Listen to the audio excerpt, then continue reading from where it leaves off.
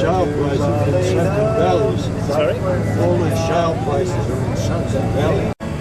The angels beckon from heaven's birthday, and I can feel at home in this world. Sparkling eyes.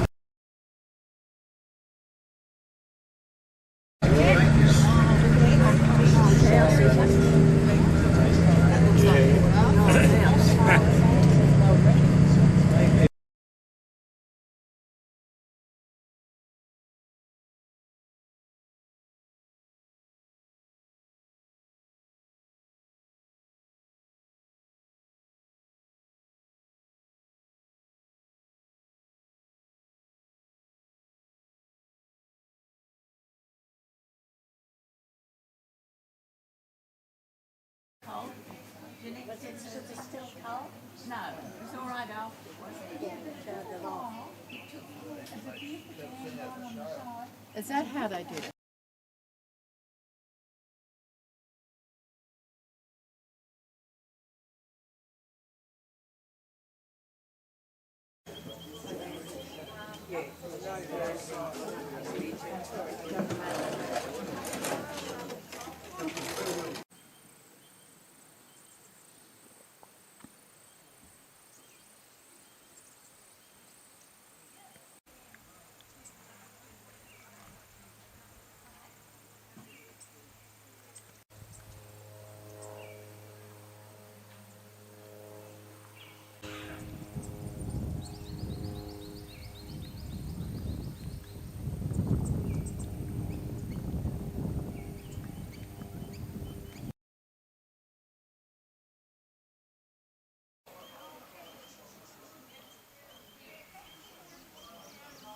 Local Aboriginal word for Valley of Plenty, but that hasn't been recognised officially anywhere. Another one, the corruption of the name of Joadja. Joseph Hatcher was a stockman down here in mid-1800s. He would employ local Aboriginal fellas. They couldn't pronounce his name Joadja, so they would just say Joadja.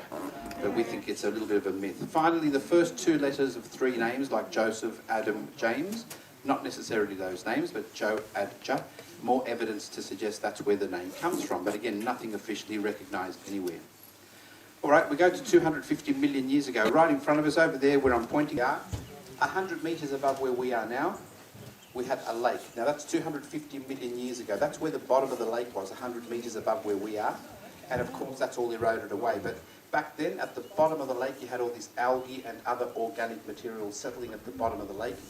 With fluctuations in sea levels and land masses, we had a layer of sedimentary rock or sandstone deposited on top of that material, compressing that organic material for millions of years to form what we call torbanite, or kerosene shale, which is that dull grey rock there. There's another piece there to the left on the post, against the post. And we're going to talk about the kerosene shale a little bit further. Of course, we know this is a mining camp, but we'll talk about the kerosene in a moment. Let's fast forward to only 200 years ago. The colony here in New South Wales is prodding along. It's a penal colony, as we know, and there's a rumour amongst the convicts that China is only 150 miles southwest of Sydney. So you've got these escapees running off, thinking they're going to hit China. Of course, they're going to go out towards Goulburn, but they're running off thinking that they're hitting China. Yeah. And that's when a fellow by the name of Wilson stumbles upon our spring, which is about a mile behind us over here, about 100 metre elevation as well. And that was recorded as early as 1798, only 10 years into the colony in New South Wales, very, very early on. But they do nothing about it. They know that it's there, but nothing's done. It's still very remote. We fast forward again to 1830s. We know Berrima, the little town up here, is up and running. Fast forward again to 1850. There's a fellow down here, Ed Carter, and his father, Benjamin, are down here running cattle from time to time. Now, young Ed knows that there's this black shiny material out in the hills with magical powers. Certainly the local Aboriginal people would use it as a fuel for their fires, and they would call it firestone in their language, of course. But Ed Carter does nothing about it for another 23 years. 23 years later, 1873, Ed Carter is still in the area. He goes to the local pub, finds a couple of fellas playing with the shale, lighting it like a jiffy lighter for your barbecue. And that's when he decides he better do something about it, goes to the local court, applies for the rights for Joadja, for the mining rights. He has a bit of a legal challenge from another fellow by the name of William Cosgrove, but that's a little bit boring. 3 years later, he wins that court battle, and now Ed Carter definitely has the rights for Joadja. He's very clever. He sells the rights to a mining company which is formed down here called the Australian Kerosene Oil and Mineral Company. He sells the rights to them for £50,000. Now, 50,000 quid back then, equivalent to many tens of millions of dollars. So he's done very nicely. In fact, the little houses we're going to see a little bit later down at the creek were built for about £5. So this guy's got a cheque for £50,000. He's very lucky. He's out of the picture, and the company now begins to work the mines. Now, they operate from 1878 right through to 1911. They're here for about 33 years operating a private town. Before we go any further, some quick statistics. 528 people born right here in the little valley in front of us. 140 people perished here. 100 of those 140 people were under 18. Mostly children died. The infant mortality very high. Most of those 140 are buried at the cemetery just outside our gate. It's no longer on this lot. In fact, yesterday we had a fellow by the name of George MacDonald. His great-grandfather was the first person to die in Joadja. At the age of 66 years old, a tree unfortunately fell on him and he died. But he died in 1858 before the company operated. He was one of the first guys down here helping Ed Carter do a little bit of mining. So it's quite extraordinary. The first fellow here, his great-grandchild was here yesterday. So a lot of descendants of the miners still in the area. Okay, and finally the peak population here in Joadja reached about 12 to 1,300 people at its peak, and that was greater than the combined population of Mittagong, Bowral and Mossvale put together at that time. So very busy hub of activity here. We're going to go off and explore that right now. Any questions at this point? Once again, I'm either doing my job very well or you're bored stiff. All right, we're ready to go. Well, thank you for coming. I hope you enjoyed your trip. Two big problems. The first problem they have is transport. Now, you've come down that terrible road today. All credit to your coach driver being able to negotiate that.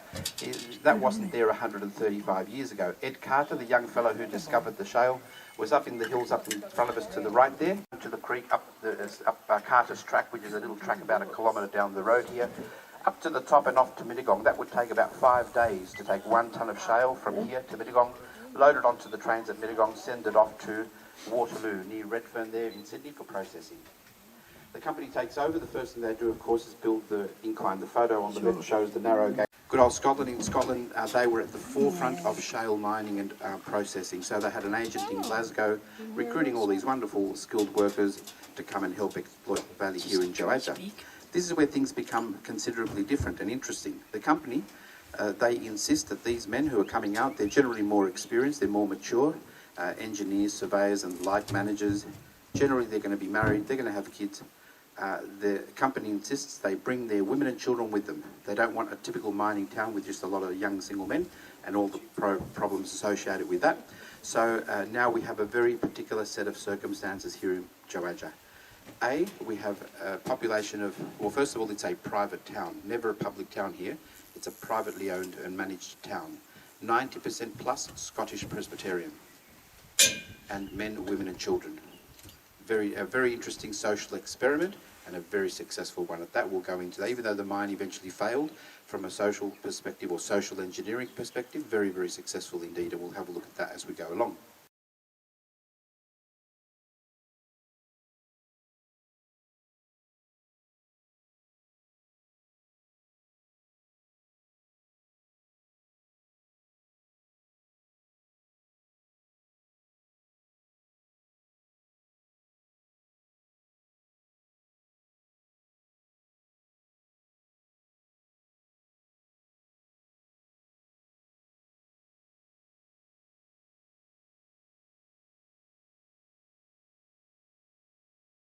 Horse and horse-drawn vehicles, so a lot of hard yakka. Val, No, you wouldn't have crossed that, no. can you just edge it forward? They're trying to recruit these wonderful Scots to come and help exploit the valley. Now they're going to need a head honcho, a big high-flying mining executive to run the show, and the real hierarchy here, the company needs to lure this family out here from Scotland. They're coming out to the middle of nowhere, and the only way they're going to do that is to build them a nice home. So this is the house they built for the mine director. Now, of course, the house was in much better condition back then. We'll talk about the condition of the ruins in a minute. But the house, the location, very important. Had to be close to the incline. If there's a medical emergency or a bushfire, this family can get out first. They just walk over to the incline. In front of us and to the right, you can see these paddocks. This should mainly apples and pear trees, and then some stone fruit and other bits and pieces. Very picturesque. The outlook had to be spot on for this guy. A dozen families on this side. The northern bank, hell on earth, according to the miners, and we'll talk about why they call that hell on earth a little bit later. For Joadja, because all the resources they required were right here. The clay pits for making the millions, and you will see millions of bricks out there later. Clay pits are here for making the handmade sandstone bricks. Sandstone for the footings taken from the overburden or the material above the seam of the shale itself brought down for the footings and so on. This was a collection of 7 buildings. In fact, you had the servants' quarters and stores and stables, everything out the back, and the nice big double-fronted home. Quite substantial. Even the ornate chimney stack on the right, they really had to please this guy to get him out here. Now, Lord Carrington, the Governor of New South Wales at the time, was a real favourite here. He would come down, and any other dignitaries, Lord Jersey as well, any dignitaries would come and stay in this house as well. Now let's get to the condition of the ruins. In 1911, we said the company goes into liquidation. They sell the property, and about 5 or 6 different private companies or individuals have owned the property since then, the last 103 years. And they've had different agendas. One fellow in particular, his name was Harry Snodgrass. Now, Harry was a steel and timber merchant and a marine salvage expert.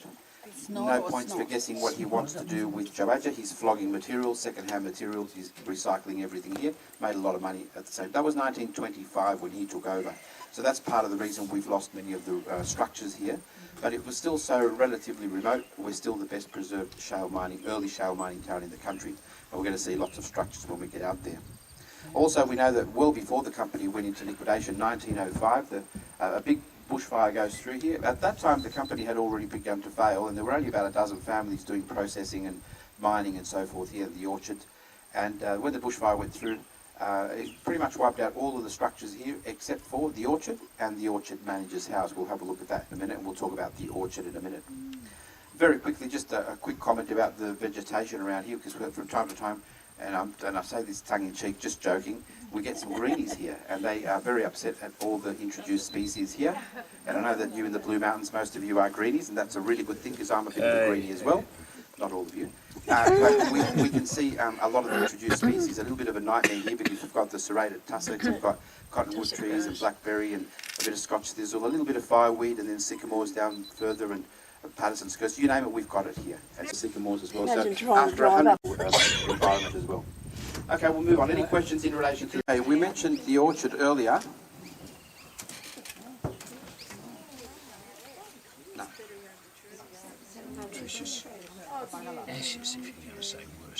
We mentioned the orchard earlier, and the orchard was one of the most successful, if not the most successful orchard in the colony at the time, certainly for its size.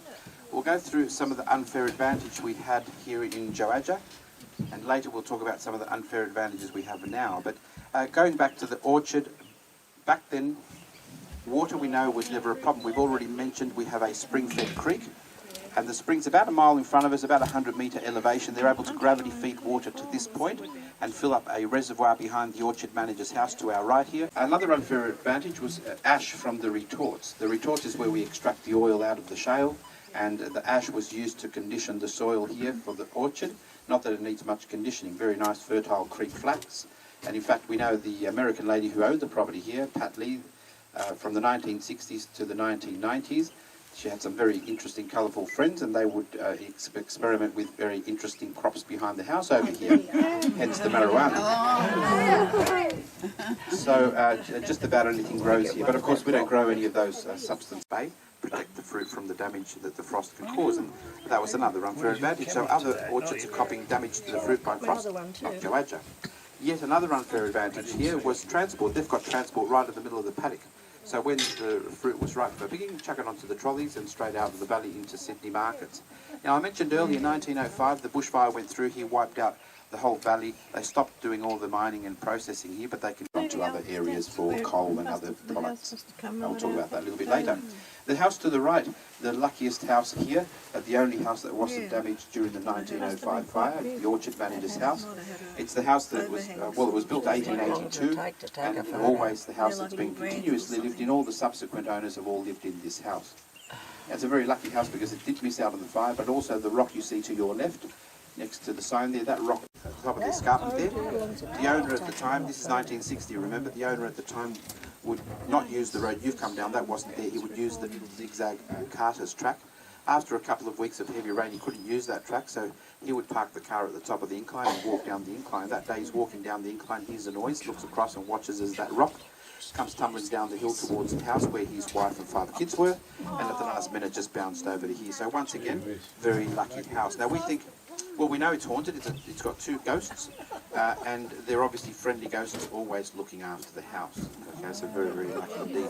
House is still very original. Even the lattice work on the left was put on. The little steps at the front here?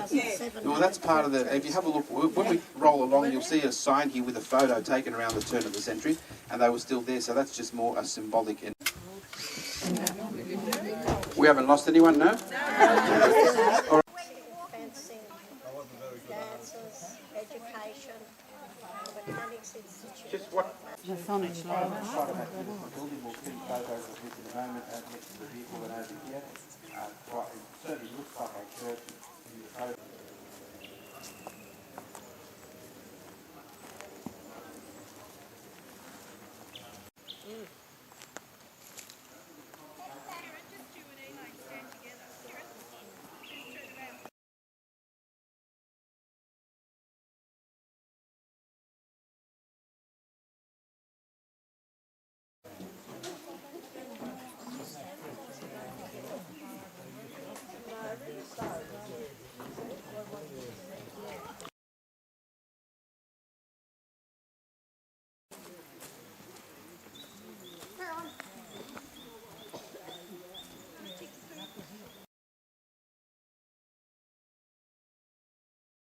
You've got the photo, you can see the School of Arts in the background.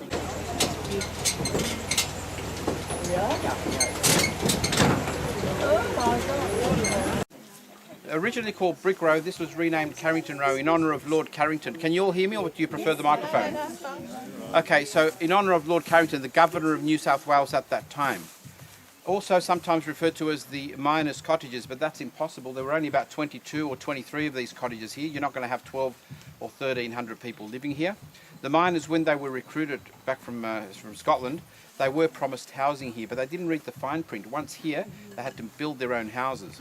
And so they were marched out into the bush out in Russell's Gully over there, and most of them lived up there, about 1,000 of them living up in Russell's Gully, and that's where the bigger mines, the retorts and the refinery is situated. Now, so again, sometimes referred to the miners' cottages, this really more for the middle to upper managers. So you had your engineers, your surveyors, that sort of thing. This photo taken from the top of that hill facing down this way, so you can see the row of houses on the right-hand side as you look down. That's the row of houses that sort of survives. The row of houses on the left here, long gone, courtesy of Harry Snodgrass and others. Many of the owners over the last 100 years would knock down the bricks and sell them.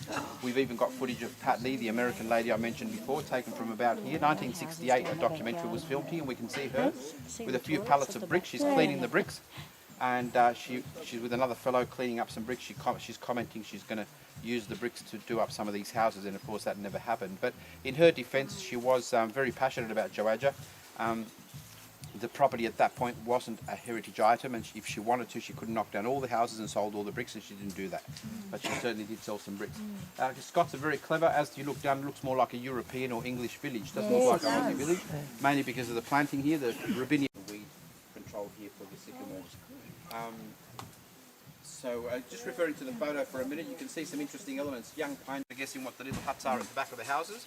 Well away. Yeah, the good old long drop, yeah. Is that what that is over Then there? the creek here, that southern bank, Vaucluse on the other side, as I mentioned earlier. So if you go walking around there, Recycled, yeah. lovely. Now, what we do at this point is, first of all, before I go any further, credit where it's government chipped in about $114,000, dollar for dollar. We chip in another $114,000, so $228,000 go to conservation work. Most of the money goes into partially rebuilding 6 of these cottages. Right. You can see some of the builders there now starting to do some work. Are they doing that there? Is that what they're going to Demolishing do? a building. Now building. They've knocked down. Yeah, they've knocked down a few walls that were about to collapse, and they've cleaned up the bricks, and now they're rebuilding the walls they need to, and we get new roofs on them. So all we're doing is rebuilding the walls that are necessary to support a new roof structure and build a new roof. The fellow with the blue jumper over there, that's Ray. He's actually the guy in charge of the whole project. About 220 grand worth of work, and he's the guy That's hard work cleaning bricks.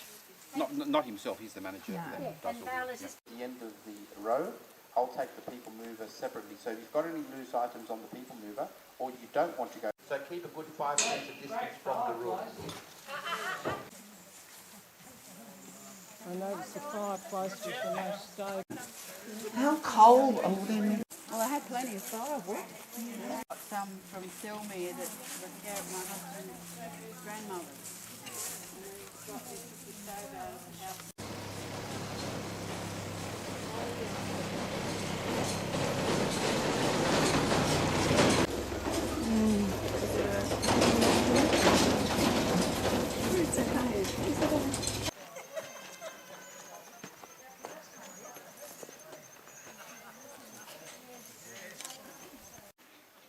Got it.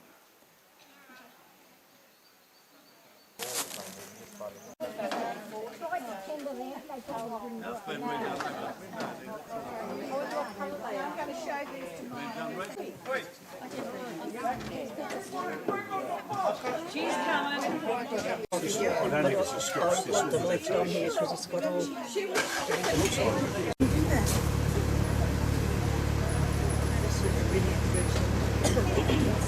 Yeah, I'm sure.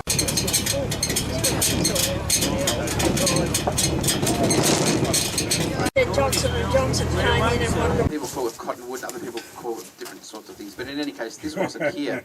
This wasn't here when the company finished up. The people who continued with the orchard were encouraged to grow these trees because they're very good for making the packing boxes for the fruit.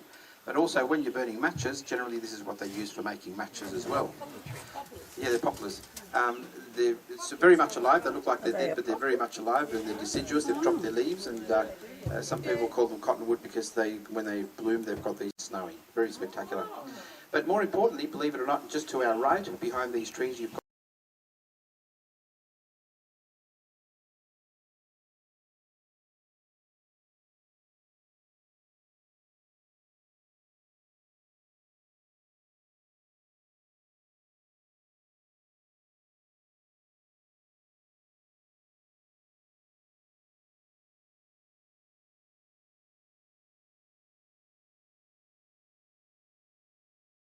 have a chat there, and then we're going to let you loose over here where the tar pit is, and you can have a bit of a wander around.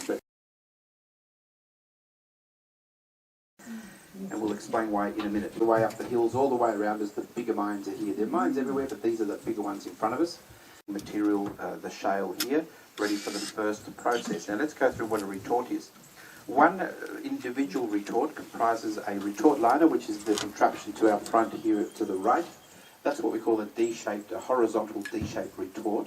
That would have had a face on it with a hatch. That's upside down. The flat side goes on the bottom, and then you get that retort liner, you put it in the arched brickwork behind the sign over here, and that's one retort. Underneath there is a firebox. We put a couple of tonnes of shale into the retort liner. We light a fire in the firebox underneath. We heat up the shale to about 400 degrees Celsius to drive out all those oils. This is in the absence of oxygen, otherwise it's just going to ignite and burn away. At the condenser we cool down those gases back to a liquid which is now called kerosene, half of which is kerosene, and you get about 1.5% paraffin and petrol and other components, just like crude oil. Now, let's refer to this photo briefly. I know you're facing the sun a little bit, it's a bit unfortunate, but in any case, there are 72 of these individual retorts. So this is one of them, there's 72 of them spread over 4 banks, so it's a very big operation here. This photo shows the first bank operational. You see the fumes coming out the top. The second bank under construction, they don't even have the retort liners in the brickwork yet. And then you have a third and a fourth bank. We're going to drive right around them so you can pick up on the scale of this operation here. Now, this is where things become quite extraordinary, if I do say so myself. When the miners are bringing the shale down here, they're bringing the richest shale in the world down here. This is where the richest shale exists in all of the world at 600 litres of oil per tonne. The average is about 200, maybe 250 litres per tonne. We're getting 600 here. So these retorts are very much Scottish designs, really made for inferior shale, and they will do it in a day. Here, they've got to fire these things 24 hours a day for about 3 or 4 days to extract all the oil. Now, you can just imagine the trolleys are coming along. There is a deck here separating the top where the retort liner is, where the shale's coming, and there's another deck on the bottom where they've got the fuel coming down for the firebox. Now this is the next stage. What is the best fuel you can think of for the 1800s? Think of steam trains. Coal. And what have we got here? Not one but 2 coal seams as well. So here we've got the richest shale in the world. We've got not one but 2 coal seams as well for fueling the fireboxes. It gets better. I just said that we've got the hot oil that's developing at the top of the retort liner. At the back there is a pipe taking those hot oily gases to the middle where they have a condenser. What do we need to cool down a condenser? Water. And what have we got? Unlimited supply of water. Now we know 99% of creeks in Australia run dry 99% of the time, but not Joadja. It's a spring-fed creek. I'm going to have problems with the microphone, I think. I'll get closer. And we know that the spring, which is now nearly 2 miles away, they're still able to gravity feed water to this point without having to pump the water or cart the water to here.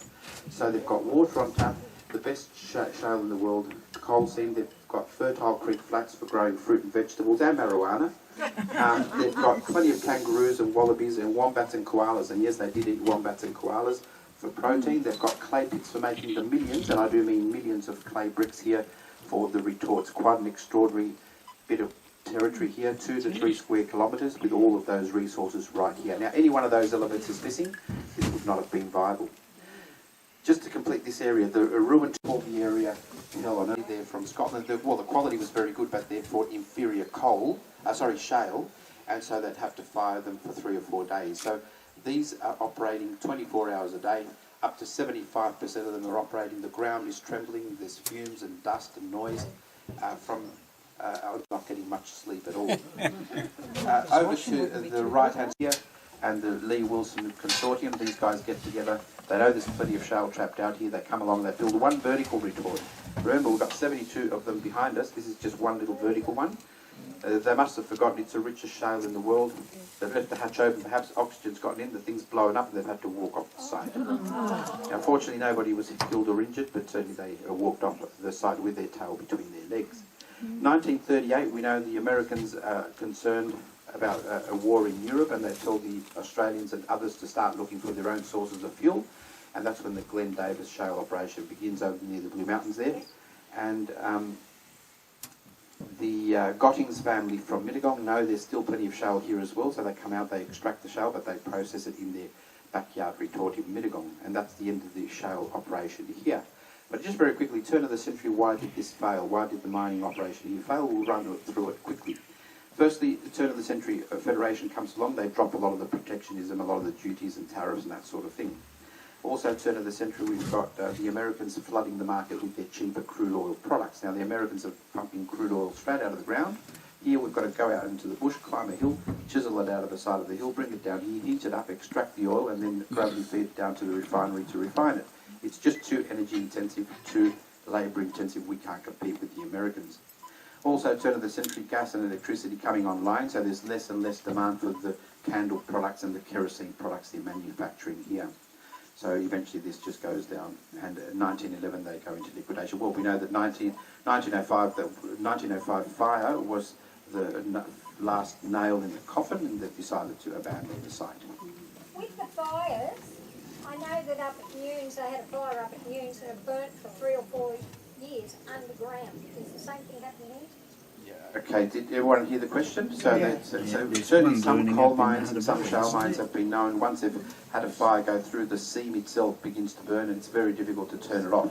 And that certainly can happen. That didn't happen here, but we know that that can happen, particularly certain types of coal mines. That seems to be a problem, but certainly not with the coal, with the shale here. So we knew the previous owners briefly. and we were up near the seam. Now the fire had gone through about a week before, but the seam itself was still smouldering because there's fuel trapped at the edge of the seam, and that would continue to burn for a little while, for a few days. It was to recycle material, and they'd come along and unbolt what they could, take it away. This bank of retorts is the first one built. The one behind it is the second one. So this is the one on the right-hand side we saw. The camera was back behind me, facing this way. And this bank and the next bank along, the retorts, all of the retorts built in Scotland. Two banks, of course, they had their narrow gauge line from Mittagong to here. They brought them on their trolleys, but these ones dragged out here by bullets a long time ago. You can see this one that's been dragged out. You see the hole on the top where there was a flange and a flue, taking the hot oily gases to the middle where the condenser was. See the stumps on the top, quite some significant trees on top, 10, 15, sometimes 20. I'm not sure that they're the same ones because they certainly don't look like, they're certainly D-shaped, but not specifically for these ones here. Did you have to wait for them to cool down to load? Yeah, yeah, definitely. So when you'd have to wait for it to cool down, but of course they That's just you left the other one intact. Okay, we'll move along. People walk on the path, do not walk down into the pit because it's dangerous.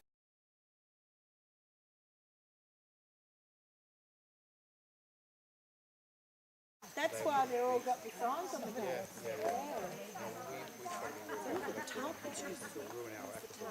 Besides, For a sec, we've got the retorts, the ash is coming out of the retort onto the trolleys are running along here on tracks, and they're dumping the ash over here to your right to build a levee. Cheaper and quicker to build a levee than dig a hole, so they finished the levee here. They now have a natural depression here. 7% of the material that comes out of that condenser is pitch or tar.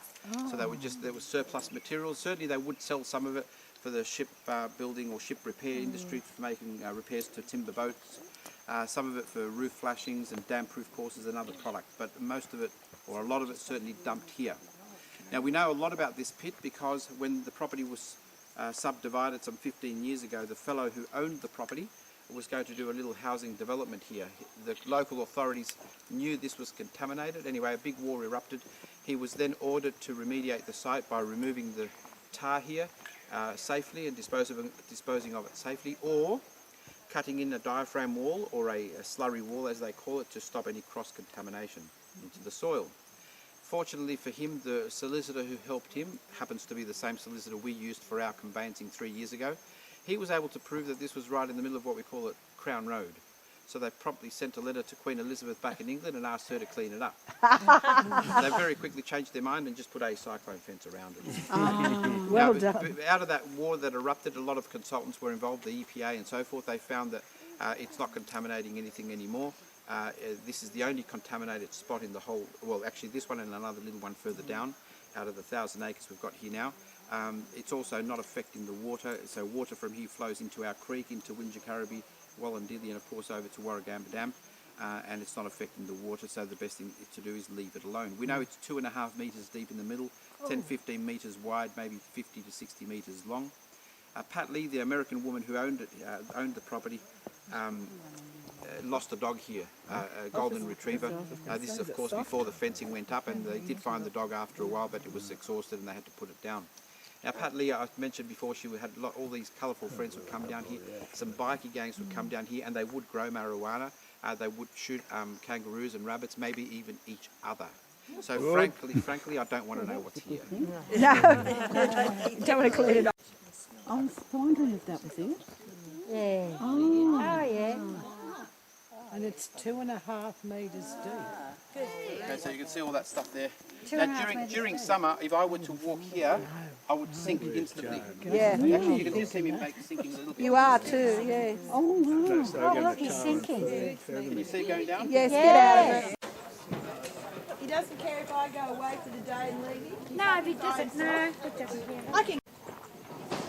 So, $600 went in the bank. Yeah.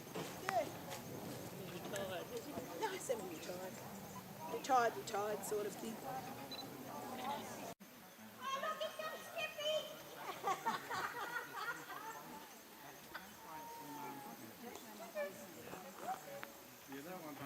Jesus, Yeah, I'll take that line. So if you flake it, it will flake it like Yeah. you picking up bits of shale, G?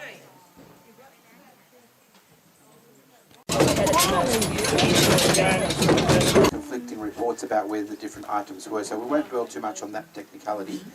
But certainly we'll refer to the photo here. This photo taken from the top of that hill facing down behind me. The orientation, if you like, is correct. You've got the Carrington Row in the background. We then drove along here, that's where we saw those cottonwood trees leaning over. Behind that you've got that commercial centre with the general store, hostel, another hostel with a pub, which became a pub, stable manager's house.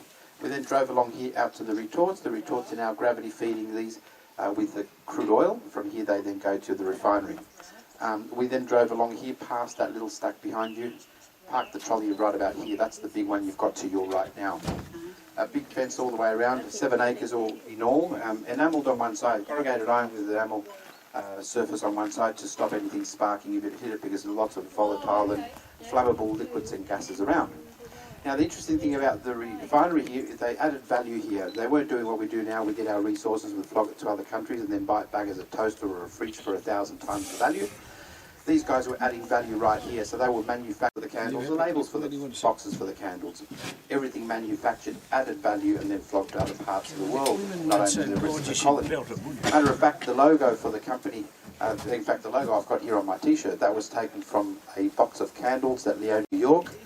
It read Liberty Candles, New York, manufactured Joadja, New South Wales. So they were exporting product from here all over the world. The chimney stack you see to the right years ago, they had just been repaired by Leonie's son, who's a bricklayer.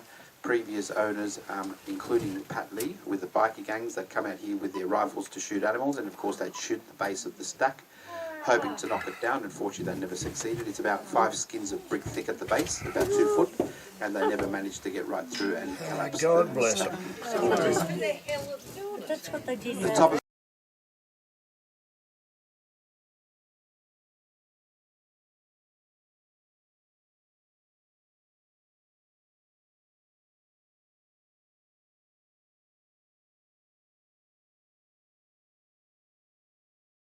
Now, wouldn't this be a nice spot for a barbecue lunch? Yes. Okay, so this is a special spot. This is actually the birthplace of Joadja. It's called a fellow who discovered the shale, and his father and a few other families were camped out. They were mining the other side of the hill here with the bullock teams back in the early 1870s, way before they sold the rights to the mining company. So they had some slab huts here. A few families camped out here. This was their winter camp. Because the sun rises just over there to the right every morning. It's very, very lovely. And then this continues all the way around the other side of the spur there. But the company, when they took over, they started to build the town east of here. These guys, the following morning, you'd see the copper walking up the incline with a flagon under his arm. So stories like this in conjunction with the Scottish connection is the reason the local authorities allowed the previous owner here, Mark Longobardi, build a little whiskey distillery here about 5 or 6 years ago. And of course when we took over it was abandoned, but we decided to get it cranked up again. And when you finish your lunch, we'll invite those who are keen, not for the faint-hearted, to come down and have a quick look at the whiskey distillery as well afterwards. But this area very important because you've got the robinia trees planted by the Scots, identical to the ones we saw at Carrington Row. They're deciduous as well. Now they're shedding their leaves, and then during winter they're very stark looking, very scary looking. You can almost imagine Hansel and Gretel running away from a witch. Really, really spooky, but very lovely spot here. And again, the birthplace of Joadja, Stringy Bark Road. By the way, we do have a photo of what we call the McEwen hut taken right here, and so we know exactly what they look like. We're going to be asking permission to build a replica, and they may not let us do it right here. They may ask us to do it near the kiosk, but certainly we're going to try and get one of the huts here so people can understand how these guys lived 135 years ago. Okay, any questions? All right, we'll go straight for lunch.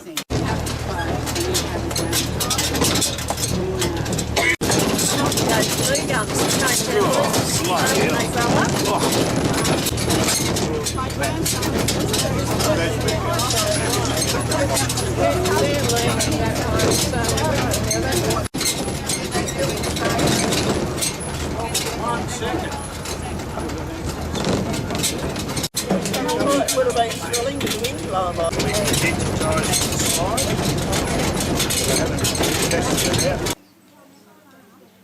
We had the budget last night for a good day like this. I don't know what